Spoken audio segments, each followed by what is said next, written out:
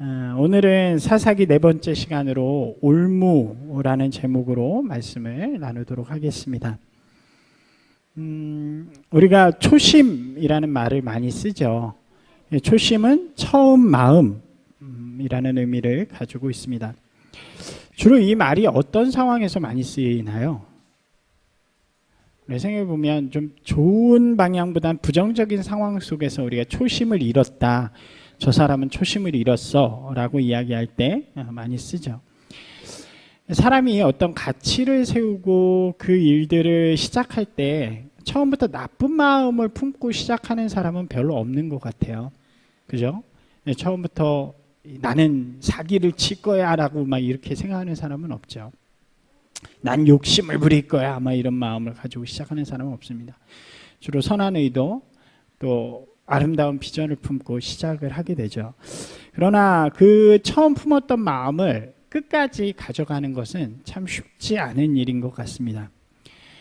그 초심을 잃는 것은 양쪽 극단에 다 있는 것 같아요. 일이 너무 안 돼서 계획했던 대로 잘 안 풀려가지고 그것을 극복하기 위해서는 좀 처음과는 다른 방법, 다른 생각을 품을 수 있겠죠. 이 반대로 생각하면 너무 잘 될 때도 큰 성공을 하게 돼서 그를 통해서 내가 처음 시작할 때의 위치나 위상하고는 좀 전혀 달라진 모습을 갖게 되었을 때, 그때 우리는 초심을 잃기도 합니다. 그리고 그 잃어버린 초심은 반드시 문제나 위기를 삶에 가져오게 되는 거죠.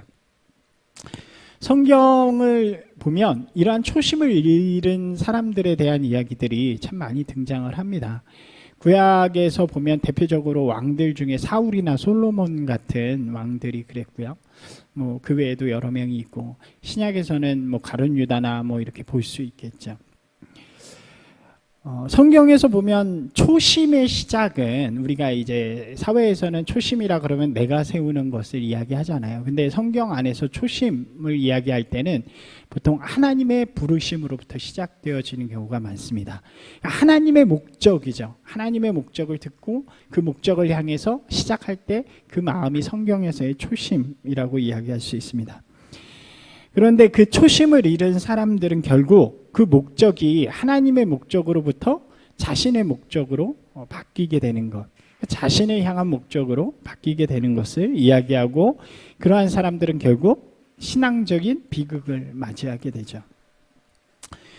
오늘 우리가 저번 주에 이어서 볼 기드온이라는 인물이 어떻게 보면 초심을 잃은 사람 중에 하나입니다. 많은 사람들이 기드온 하면 300용사, 마이티 워리어, 우리가 지난주에 했던 그 부분을 많이 알아요. 근데 오늘은 기드온의 잘 모르는 이야기, 좀 감춰진 이야기를 통해서 우리가 말씀을 나눠보려고 합니다. 지난주에 우리가 말씀을 좀 기억해 보면 포도주 틀에서 밀이나 까먹고 있던 겁쟁이 기드온이었죠. 그 기드온을 하나님께서 찾아오셔서 큰 용사, 마이티 워리어로 변화시켜 주시는 장면입니다. 그래서 그는 그를 통해서 자기의 자리에서 일어나서 겁쟁이가 아닌 큰 용사로서의 삶을 살아가기 시작하는 거죠. 사사기 7장에 보면, 우리가 지난주에 6장을 봤고요. 7장에 보면 이제 300용사, 유명한 300용사를 모으는 이야기가 등장을 합니다. 우리 잠깐 그 이야기부터 소개를 하면, 다시 이 미디안이 그 동방의 사람들을 모아가지고 이스라엘을 침략하기 위해서 이렇게 공격해 오게 됩니다. 그때 여룻바알이 된 기드온이 자기네 부족을 향해서 나팔을 불기 시작하죠. 이 나팔을 분다는 의미는 나가서 싸우자, 이런 의미를 가지고 있습니다. 그래서 기드온이 아비에셀, 그러니까 이스라엘의 12지파 중에 아비에셀이라는 지파가 있었는데 그 지파 사람이었어요. 그래서 나팔을 부니까 가장 먼저 모인 사람은 아버지 요아스와 이 지파 사람들, 아비에셀의 사람들이 먼저 모였습니다. 그래서 그 사람들을 통해서 각 지파에 이제 편지를 보내는 거죠. 오라고.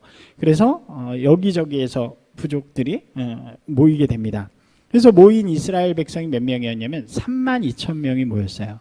적군은 몇 명이었냐면 13만 5천 명입니다.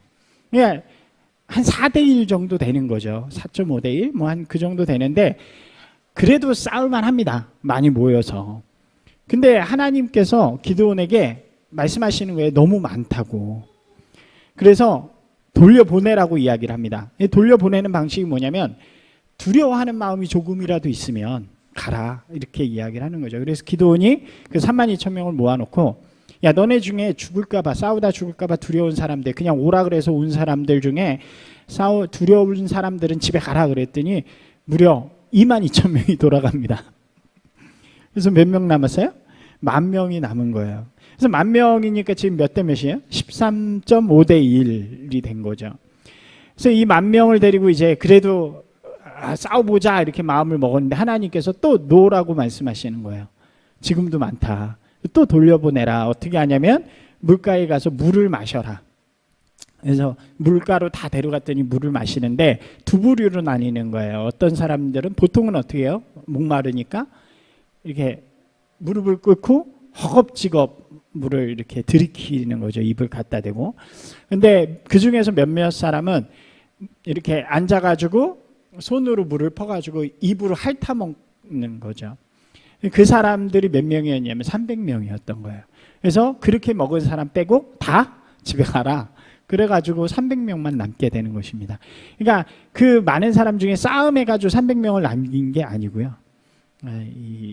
그런 방식을 통해서 300명만 남긴 거죠. 그러니까 우리가 이야기하는 300용사라는 말은 어떻게 보면 틀린 거예요.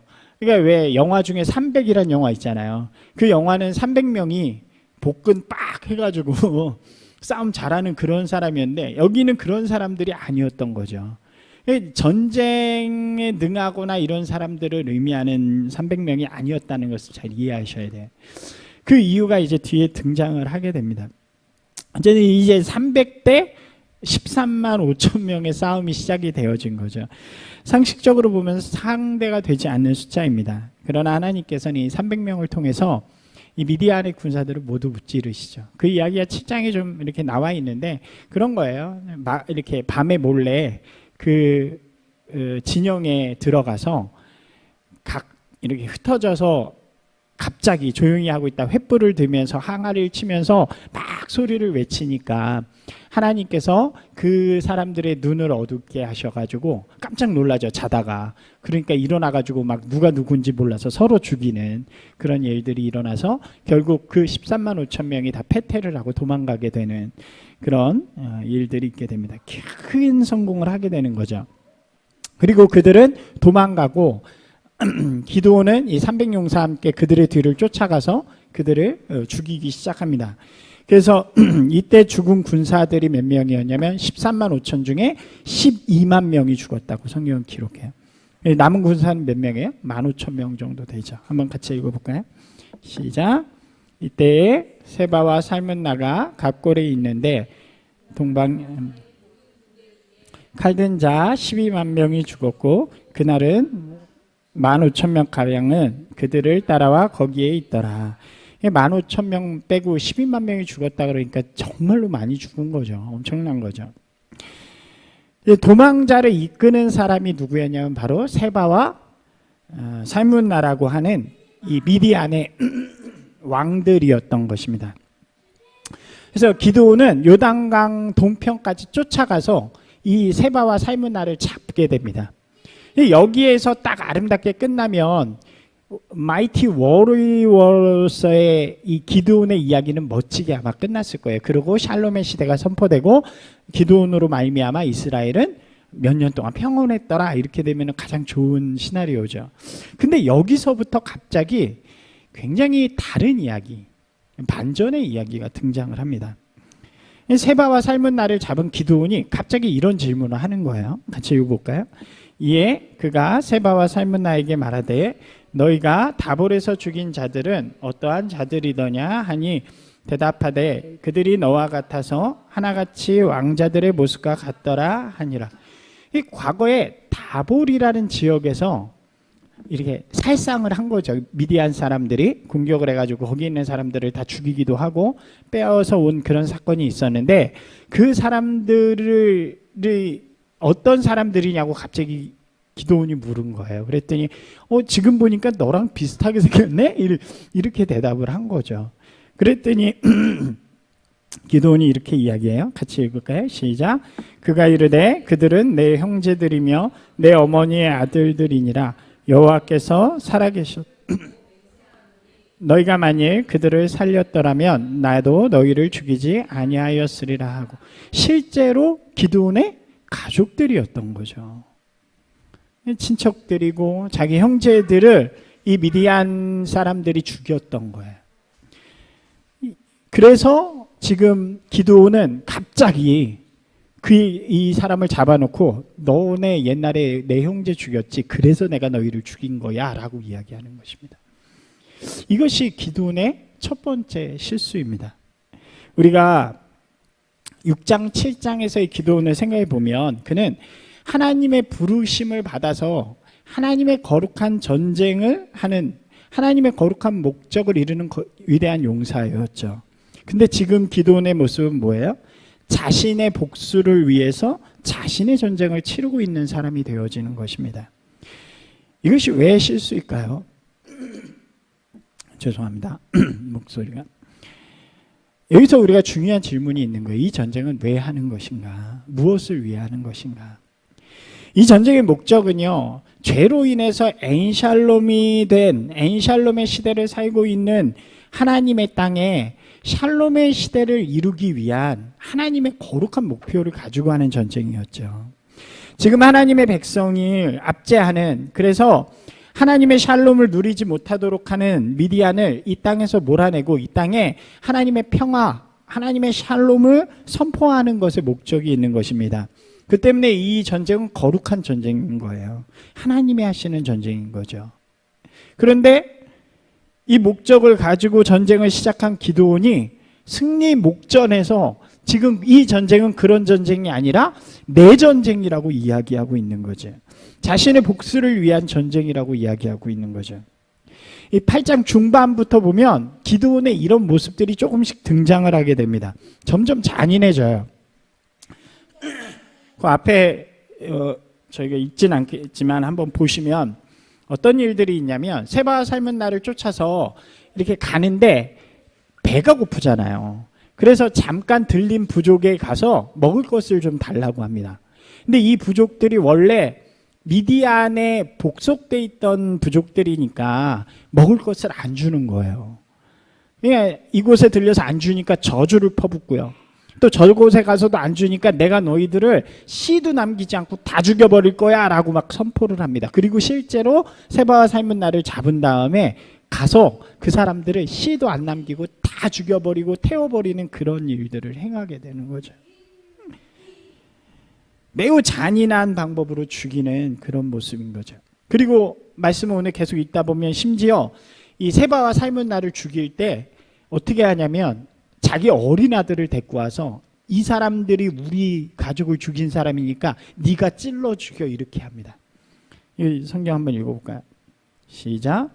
그의 맏아들 여델에게 이르되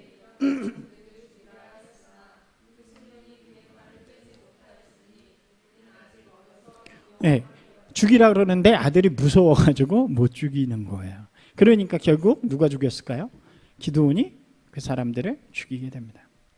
하나님의 거룩한 목적으로 시작된 전쟁이 결국 기드온의 인간적인 목적을 이루는 도구가 되고 자신의 복수를 이루기 위해서 잔인한 모습까지 보여주는 그런 모습을 보여주는 거죠. 그러면서도 기드온은 뭐라고 생각하냐면 나는 하나님의 일을 한다고 생각하는 그런 모습인 것입니다. 처음 시작은 하나님의 부르심에 응답했지만 그것을 성공하고 승리의 길을 가게 되는 그 순간부터 자신의 욕심이 끼워져 들어가는 거죠. 그리고 그때가 가장 위험한 순간, 가장 타락이 시작되는 순간이라고 할 수 있는 것입니다. 이것이 우리의 모습이라고 할 수 있을 것 같아요. 하나님의 일을 한다고 말하면서 하나님의 비전을 이루고 싶다고 말하지만 그것들이 점점 무엇인가 열매를 맺혀가면 그것들의 내 욕심을 자꾸 가져가기 시작하는 모습들, 그런 모습들이 있다는 거죠. 어떻게 보면 우리가 살아가는 이 시대에 잘못된 기독교의 모습들이 바로 그런 게 아닐까 생각이 돼요. 그죠? 우리가 뭐 일반 성도 얘기를 들기보단 그냥 제가 목사니까 목사 얘기를 들으면 개척을 하고 이런 일을 할 때는 굉장히 겸손한 마음으로 하나님의 이 나라를 이루겠다는 마음으로 시작하죠. 아마 개척부터 그런 욕심을 가진 목사들은 없을 거예요. 근데 교회가 성장하고 사람들이 많아지면 그때부터 어떻게 보면 내가 누릴 것들을 가지기 시작하는 모습이 있지 않은가. 꼭 목사만 그런 건 아니죠. 우리 그리스도인의 모습 가운데도 그런 모습들이 있죠. 제가 예전에 호주에서 살 때 이렇게 찬양단을 함께 한 적이 있었어요. 근데 거기에 노래를 정말 잘하는 청년이 있었습니다. 저도 그때는 좀 노래를 제가 찬양 리더도 하고 그랬는데, 근데 정말 저보다 너무 잘하는 친구가 있었어요. 목소리만 들어도 아, 저 친구는 CCM 가수 해도 되겠다 할 정도로.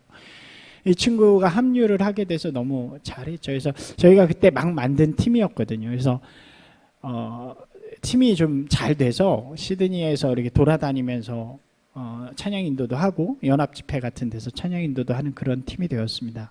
그래서 이름도 좀 이렇게 알려지기도 하고. 근데 그렇게 되다 어느 순간부터 이렇게 정체기가 오기 시작하는 거예요. 원래 우리 단장님이셨던 분이 앨범도 만들고 막 그런다 그랬었는데 그런 것들이 좀 지체되면서, 그래도 뭐 찬양 인도는 계속 하면서 그런데 뭐 더 이렇게 성장하지 못하는. 근데 그때 그 친구가 그 팀을 탈퇴하겠다고 이야기를 했던 적이 있었어요. 그래서 나중에 그런 이야기들을 들어보니까 이 친구는 자기가 유명해져서 CCM 가수 같은 걸 하고 싶었던 거죠.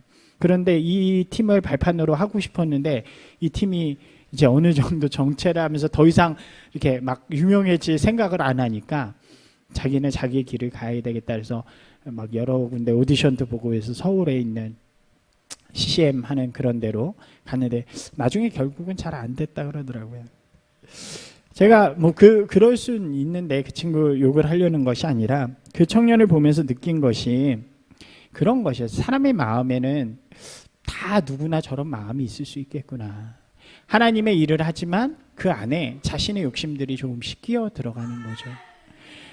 초심을 잃으면서 우리에게 주신 하나님의 목적을 위해 이렇게 수단을 만들어 가는데 그 수단이 나중에는 목적보다 더 커져버리는, 하나님을 위해 이런 삶을 살고 싶다고 꿈을 꾸지만 그렇게 살아가다 보면 어느 순간인가는 그 꿈만 쫓고 있는 그럴 때가 있다는 거죠.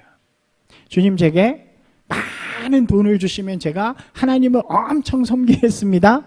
그런데 어느 순간인가는 하나님을 섬기는 것보다는 많은 돈을 쫓고 있는 내 자신을 바라보게 되는 거죠. 이 기도원의 실수가 바로 이러한 순전함, 처음 마음을 잃은 그런 모습이라고 할 수 있는 것입니다. 실수가 여기서 끝나면 좋은데 기도원이 또 다른 실수를 범하게 됩니다. 실수는 실수를 자꾸 낳게 되는 것 같아요. 이스라엘 백성들이 이제 승리한 이후에 기드온을 찾아가게 됩니다. 이스라엘 백성은 늘 어리석었잖아요. 8년이라는 시간 동안 압제를 당하고 누군가에게 이렇게 다스림을 당한 게 익숙해졌던 것 같아요. 그래서 이미 자유가 선포되었음에도 불구하고 이 이스라엘 사람들이 기드온을 찾아가서 이렇게 이야기합니다. 한번 같이 읽어볼까요? 시작. 그때에 이스라엘 사람들이 기드온에게 이르되 당신이 우리를 미디안의 손에서 구원하셨으니 당신과 당신의 아들과 당신의 손자가 우리를 다스리소서 하는지라. 무슨 얘기예요? 왕이 돼달라는 거죠. 지금 애써서 하나님의 나라를 선포하고 하나님의 왕이심, 다스리심을 선포했는데 이스라엘 사람들은 우리 좀 당신이 짱이니까 당신이 우리를 다스리는데 어떻게 다스려요? 대대손손이 우리의 왕이 돼서 좀 다스려 주십시오라고 이야기하죠. 이방 나라와 같이 되겠다는 이스라엘의 모습인 것입니다. 이 요구에 기드온이 어떻게 대답했을까요? 이 기드온이 우리의 생각과는 다르게 멋지게 대답을 해요. 한번 읽어볼까요? 기드온이 그들에게 이르되 내가 너희를 다스리지 아니하겠고 나의 아들도 너희를 다스리지 아니할 것이요 여호와께서 너희를 다스리시리라 하니라. 되게 멋있잖아요. 아니야, 나는 왕이 아니야. 우리 아들도 왕이 아니야. 하나님만이 우리의 왕이시니까 하나님을 의지하는 사람들이 되십시오. 딱 멋있게 얘기했어요. 그런데 딱 그렇게 하고 끝났으면 좋은데 그 마음 가운데는 다른 마음이 있었던 것 같아요. 말은 그렇게 멋있게 했지만 그래 실제로 내가 한 거야. 그러니까 나는 뭐 하나님이 다스리시겠지만 나는 조금의 열매는 내가 가질 만한 이유는 있어 라고 생각했던 것 같아요. 그래서 이렇게 요구를 합니다. 나의 공은 아니라고 했지만 어떻게 하냐면 이스마엘, 전쟁에서 진 사람들, 죽은 사람들에게 귀를 잘랐는데 그 귀에 금귀고리가 다 달려있는 거예요. 그래서 그 금귀고리를 다 나에게 줘라, 나에게 달라. 그래서 그 금귀고리를 사람들이 다 모아가지고 기드온에게 줍니다. 기드온이 그거를 이렇게 딱 금으로 다 만들어 보니까 금 20kg가 되는 거예요. 한 20kg면 어느 정도 될까요? 한 이만큼 될까요? 많은 양이죠. 얼마 정도 될까요? 계산이 빠르신 분 20kg면 잘 모르겠네요.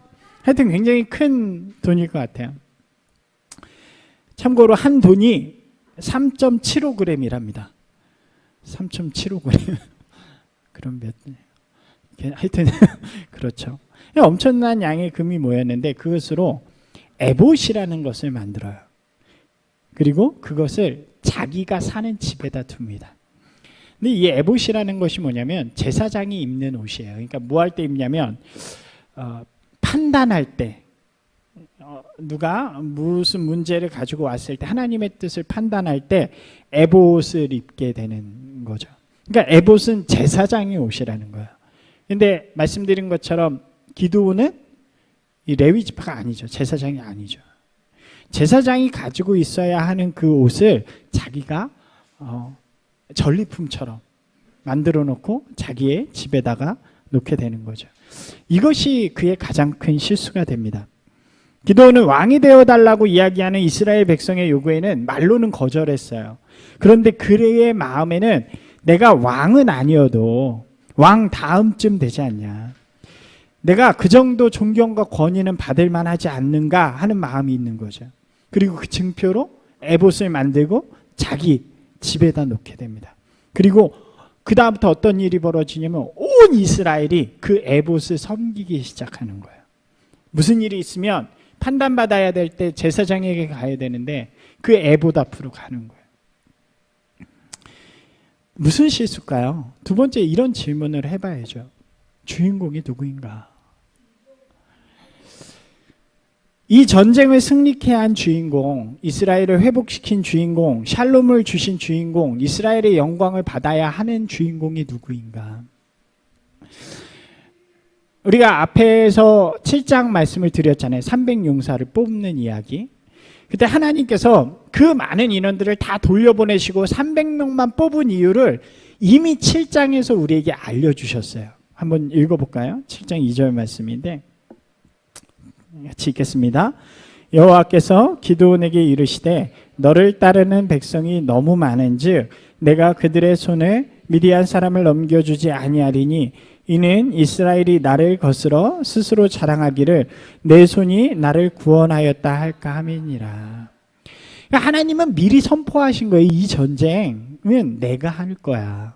그러니까 너네 힘으로 300명으로 어떻게 저 많은 사람들을 죽이겠어? 4대1, 13.5대 1로는 어쩌면 위대한 인간이 할 수 있을 것 같아요. 그러나 300대 13만 5천은 인간이 할 수 있는 능력은 아니죠. 하나님이 그렇게 하신 이유를 뭐라고 이야기해요? 너희가 스스로 자랑하기를 내 손이 나를 구원하였다 할까 함이라. 이 전쟁은 하나님의 전쟁이고 하나님께서 주관하는 전쟁이고 기드온과 300용사는 그저 하나님의 도구로 쓰임 받은 거죠. 그러니까 이 전쟁의 영광은 하나님의 것이고 기드온과 이 나머지 300명의 용사는 하나님이 주시는 상급을 받으면 되는 사람들이죠. 근데 그 기드온은 지금 그 승리의 영광을 자신도 모르는 채 자신이 가지고 있다는 거죠. 하나님의 영광을 가지려고 하는 것, 그것을 성경은 교만이라고 표현을 하는 것입니다. 교만은요, 하나님을 인정하지 않는 거예요. 더 넓게 이야기하면 하나님의 자리에 내가 앉는 것이고 하나님이 받아야 하실 영광을 내가 받는 것이고 내 결정이 하나님의 결정보다 더 중요한 것이고 내가 내 삶의 주인공이라고 선포하는 것이 바로 교만인 것입니다.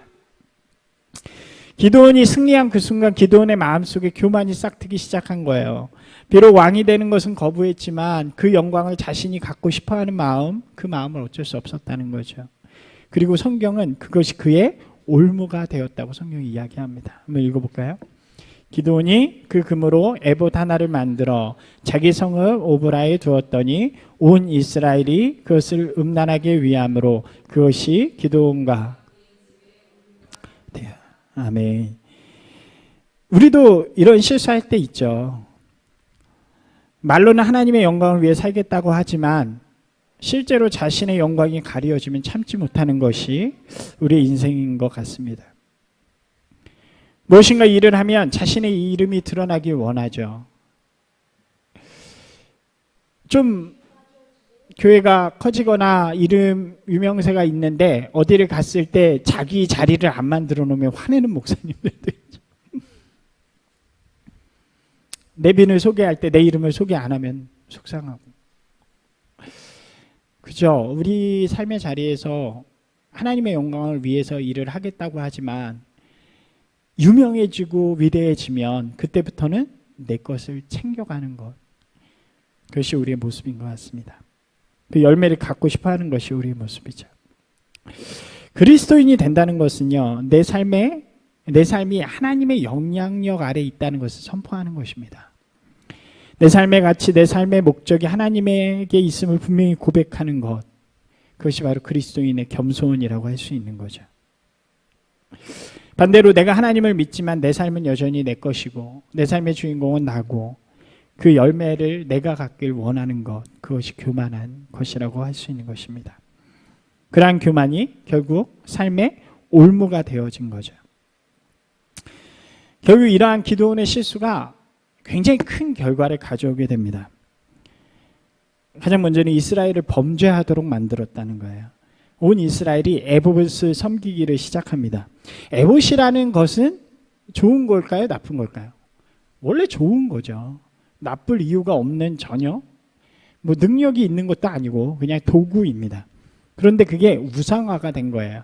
그래서 음란하게 위했다, 성경은 이야기하잖아요. 이 음란하게 위했다라는 의미가 뭐냐면 우상처럼 섬겼다는 의미예요. 이스라엘이 아무 능력도 없는 제사장이 판단할 때 쓰는 그 에봇을 기드온의 에봇이다라고 여기고 섬기기 시작했다는 것을 이야기하죠. 우리 종종 그럴 때 있지 않나요? 예를 들면 십자가. 여기만 자르면 굉장히 이단적인 말이 될 수 있는데 십자가에 능력이 있나요? 십자가는 나무일 뿐이에요. 능력이 없죠. 십자가에 능력이 있는 것이 아니라 십자가에 우리를 위해 피 흘려 돌아가신 예수 그리스도께 능력이 있는 거죠. 우리는 그 상징으로 십자가를 사용하는 거죠. 성경책에 능력이 있나요? 책에 무슨 능력이 있겠어요? 종이에 글씨 써 있는 건데. 예전에 만난 어떤 분은 상담하다 보니까 늘 성경책을 깔고 이렇게 배구자인데요. 그래서 성경책의 능력이 내 머리에 있는 사단의 이해는 우리 어렸을 때 많이 그랬어요. 성경책 들고 다니다 떨어뜨리면 한 끼 굶고 뭐 이런 거 안 해보셨나요? 성경책의 능력을 섬기는 거죠. 성경책의 능력이 있는 것이 아니라 살아계신 하나님의 말씀의 능력이 있는 거죠. 그것이 우상이 되면 문제가 되는 것입니다. 사람도 마찬가지죠. 목사에게 무슨 능력이 있나요? 목사에게 무슨 능력이 있어서 목사를 찾아가서 목사한테 안수받고 이런 일을 하나요? 아니죠. 목사를 사용해서 역사하신 하나님께 능력이 있는 거죠. 성령 하나님께 능력이 있는 거죠. 그렇기 때문에 목사도 숭배 대상이 되면 안 되는 거예요. 세상에 어떤 것도 숭배의 대상이 될 수 없습니다. 오직 숭배의 대상은 하나님뿐인 거죠. 이스라엘은 아무런 능력 없는 에봇을 섬기기 시작합니다. 왜요? 기드온의 이 실수 때문에요. 다르게 표현하면 우상을 섬기게 되었어요. 그 앞에가 소원을 비고 욕심을 비게 된 거죠. 이 기드온의 올무가요. 우리 시대 비슷한 것 같아요. 이미 기독교가 어떻게 보면 올무에 빠져 있는 거죠. 그러니까 이제 새롭게 그런 세대를 지나지 못한 그리스도인은 이 올무 속에서 음란한 신앙생활을 할 수밖에 없는 것일 수도 있는 것입니다. 더 큰 위기가 뭐였냐면 그의 아들 아비멜렉을 탄생시켰다는 거예요. 이제 9장에 아비멜렉이 등장하기 시작하는데 이 아비멜렉은 기드온이 죽고 기드온의 서자였어요. 기드온에게 70명의 아들이 있는데 굉장히 많죠. 그 외에 서자였던 아비멜렉이죠. 근데 이 아비멜렉이 이 기드온이 죽고 난 다음에 이 아들들을 다 죽이고 자기가 왕이 됩니다. 왕이라고 선포를 해요. 근데 그 이유가 이거죠. 자신의 아버지인 기드온의 모습 속에서 시작되었다고 할 수 있습니다. 기드온은 자기가 왕이 안 된다고 했지만 자기가 보기에는 기드온은 뭐였던 거예요? 왕이었던 거예요. 사람들이 가서 맨날 숭배하고. 그러니까 내가 왕이 돼야 되겠다 해서 아비멜렉의 뜻이 바로 그거예요. 내 아버지는 왕이시다. 그죠? 그러니까 아빠도 왕이니까 나도 왕이 돼야 되겠다라고 생각하게 된 거죠. 그리고 나서 그때부터 또 다른 엔샬롬의 시대가 이 땅에 도래하게 됩니다. 아주 깊고 어두운 암흑의 시대가 온 거죠. 사랑하는 여러분, 그리스도인이요, 이러한 올무에 빠지기 시작하면 세상 속에서 기독교 그리스도인들이 죄악에 머물게 되고요, 자기의 삶이 왕처럼 살아가는 시대가 온다는 거예요. 아니, 어쩌면 이미 우리는 그런 시대를 살고 있을지도 모르겠죠. 우리가 이런 올무에 빠져 있지 않은가 한번 돌이켜 봤으면 좋겠어요. 그죠? 하나님의 이름을 부르지만 실제로 자신만의 이익을 위해서 살아가는 그리스도인들. 하나님의 사랑을 노래한다고 하지만 그 사랑의 대상이 오직 자신들만인 교회들. 하나님의 공의를 말하지만 오히려 세상보다 부덕부덕한 기독교들. 원래는 여기다 목사들을 쓰려다가 너무 목사만 욕하는 것 같아서. 어쩌면 우리는 이미 엔샬롬의 시대를 살아간다고도 말할 수 있을 것 같습니다.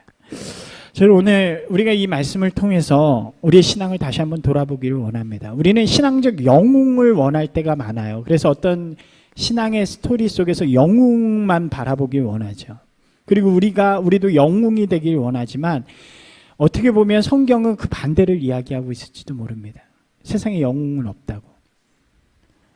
다 죄에 묶일 수밖에 없는 존재라고 이야기할지도 모릅니다. 그래서 우리의 신앙을 늘 돌아보고 그 죄악에 빠지지 않기 위해서, 그 올무에 걸리지 않기 위해서 매일같이 깨어서 주님과 함께하는 자가 되라고 우리에게 이야기하고 있는지도 모르겠습니다. 우리가 먼저 돌이킴을 통해서 또 회개함을 통해서 참된 그리스도인의 가치를 품고 오늘 이 땅을 하루하루 살아갈 때, 샬롬의 시대를 기대하며 오늘 내가 먼저 그렇게 살아갈 때 우리 이 땅 속에서 참된 소망의 시대를 열어가는 그런 그리스도인이 될 줄로 믿습니다.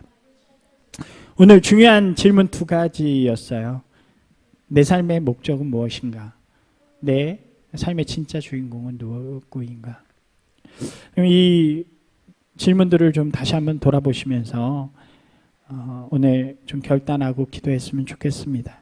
내 삶의 목적이 오직 나만을 향하고 내 삶의 주인공이 오직 나일 때는 우리가 기드온의 올무처럼 이 땅 가운데 그냥 내가 잘 되고 나만 좀 행복한 그런 그리스도인을 꿈꿀 수 있는 것 같아요.